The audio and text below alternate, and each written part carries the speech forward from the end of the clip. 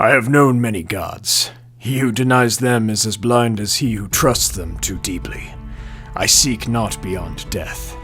It may be the blackness averred by the Numidian skeptics, or Crom's realm of ice and cloud, or the snowy plains and vaulted halls of the Nordheimers' Valhalla.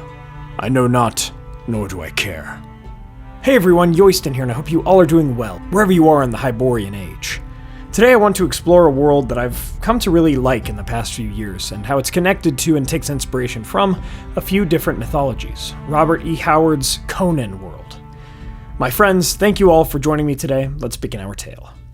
So, when we're talking about Conan the Barbarian, this world is full of different kinds of sword and sorcery, fantastical cultures, myths, gods, and so forth, but all of them are taken from a lot of different real-life mythologies, which I find to be very interesting in terms of its world building.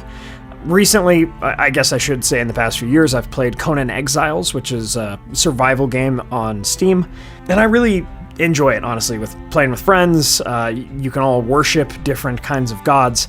And again, it's very interesting that this world almost mixes a bunch of real-life mythologies, or at least pieces, parts, specific gods or titans amongst them, to form all of these different religions in that world. So I'm still getting to know and be more familiar with the Conan world at large, the Hyborian Age and all of that sort of lore for sure, but I do want to take kind of a surface level look at some of the different gods and how they relate to real world mythologies. So first off, if anyone has ever seen the Conan the Barbarian movie with Arnold Schwarzenegger, obviously we start off with Crom.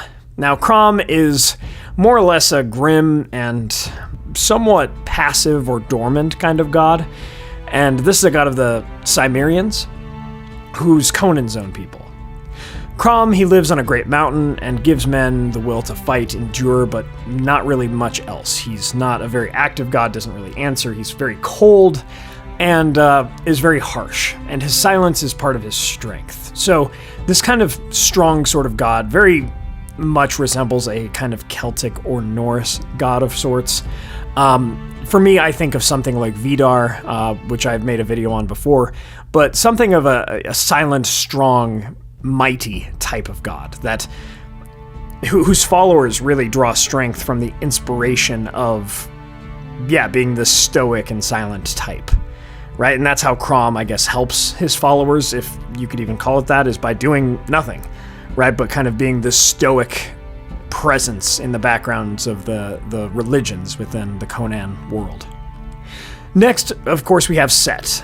In the first original Conan movie, we have the main characters going through the Temple of Set with this giant snake and all of that kind of stuff. Obviously, we have the Egyptian Set as well, which is very interesting because, again, this is a serpent god in this lore. It's a serpent god of Stygia, associated with darkness and corruption, sorcery, so forth.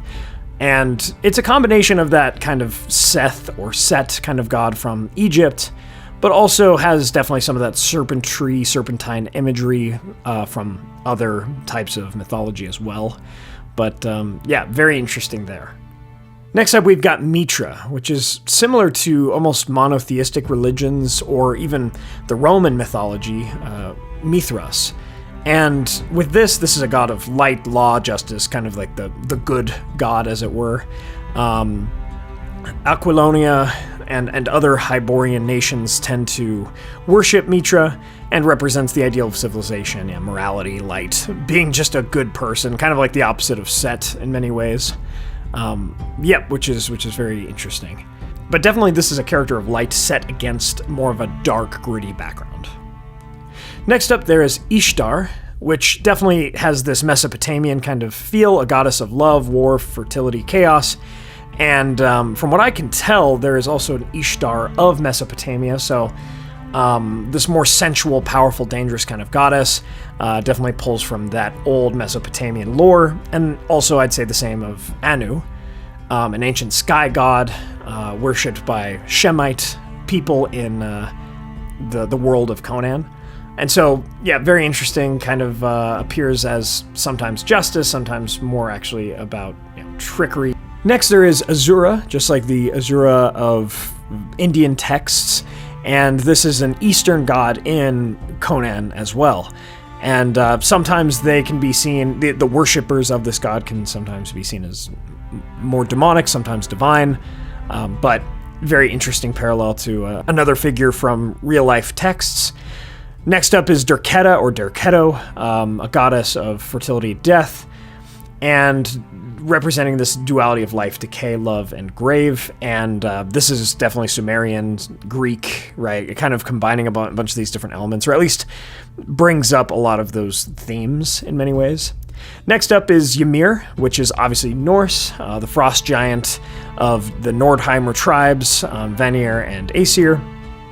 And so this is more of a direct take from Norse mythology and so forth. And blends mythology with sword and sorcery, which is very interesting. Finally, there is Yog, Dagon, and others that definitely have this Lovecraftian kind of feel. Ancient alien entities which are worshipped by cultists, madmen, and dying civilizations, so there's definitely some Lovecraft inspiration there too. Upon some further investigating, I also found that Lovecraft and Howard were actually good friends in correspondence, so in many ways, Lovecraft and Conan the Barbarian are actually considered to be roughly in the same world, which would make sense with a lot of these Lovecraftian kind of gods. It's very interesting. I wasn't sure I was aware of that before, or I forgot about that.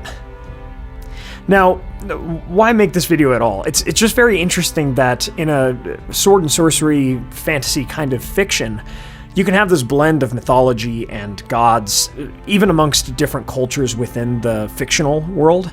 And I really like this idea, this system. It gives me some ideas, perhaps as well, for my own sorts of D&D campaigns or whatever else. How you can kind of take from the real life mythologies, and even like straight up, right, with Set or Ymir, or Asura and others, right, that you can kind of straight up take from these mythologies and blend in a part of that mythology with other parts of different mythologies too. So very interesting that I wanted to share with you all. Let me know any sorts of corrections in the comments below, because again, I'm still kind of new to all of this, very surface level research here, but just let me know.